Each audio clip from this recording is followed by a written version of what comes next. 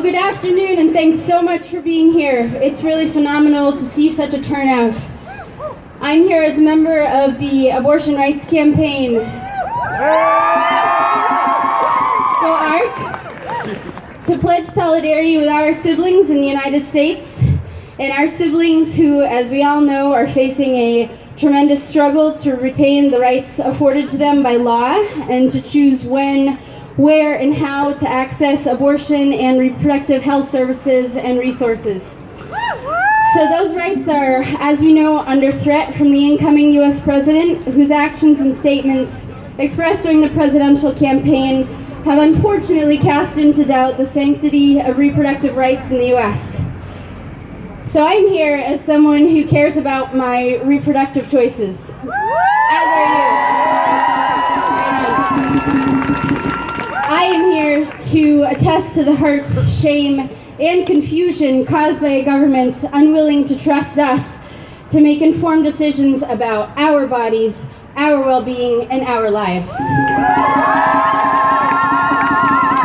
And I am here as a woman to recognize the historically oppressive, unhealthy, and misogynist political and social systems that deny women's experiences. And let the experience that I share with so many others in Ireland be a lesson and a caution to our friends and our siblings in the United States who are facing the threat of restrictions to their human rights to bodily autonomy. Now we know what it feels like to endure ambivalence and attacks on health equality. Health equality is the right of every resident in this country. Health equality is the right of every resident to access the health care that he or she needs to maintain a reasonable quality of life, no matter socioeconomic status. Those who do not have the means or who have been denied privileges due to class, creed, color, gender, sexual orientation, refugee status, or nationality are in greater danger of suffering physical and mental ill health by a two-tiered system that denies their entitlement to health equality. In a democracy...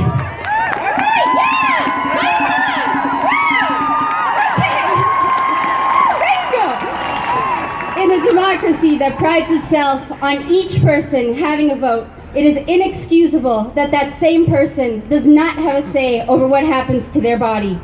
To be truly great, a nation cannot afford to measure its prosperity in money alone. Health is wealth. Abortion is a common healthcare service, yet it is under threat due to the ideology of a minority who are unwilling to listen to the stories of many hundreds of thousands that need it. And we in Ireland, here together, can tell many similar stories. We fully understand the fear that anyone in the U.S. who cares about the imperative of a woman's right to choose is currently feeling. Ireland is the only democratic country in the world to have a constitutional ban on abortion. The Eighth Amendment, thank you, the Eighth Amendment operates to restrict women's rights and to place their lives in danger.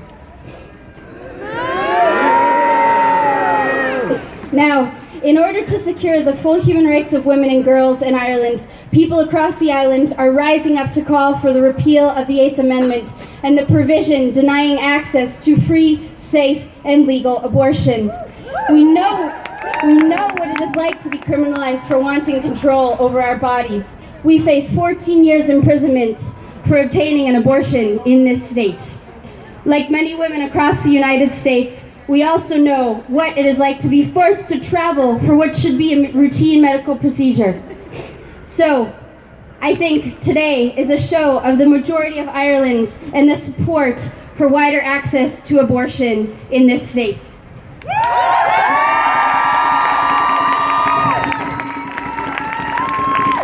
Many women in Ireland have never had the opportunity to vote on a referendum on abortion. We need a referendum to repeal, followed by legislation to allow free, safe, and legal access to abortion.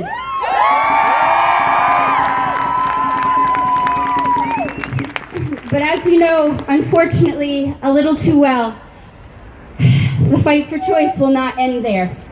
We have watched with dismay as American politicians and lobby groups have tried to limit and restrict the rights granted to women under Roe v. Wade.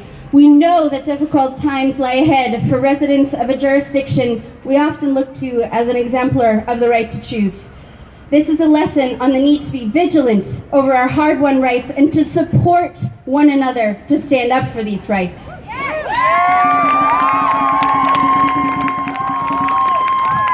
So, we stand in solidarity with all those fighting for the rights of women, girls, and anyone who needs an access to abortion.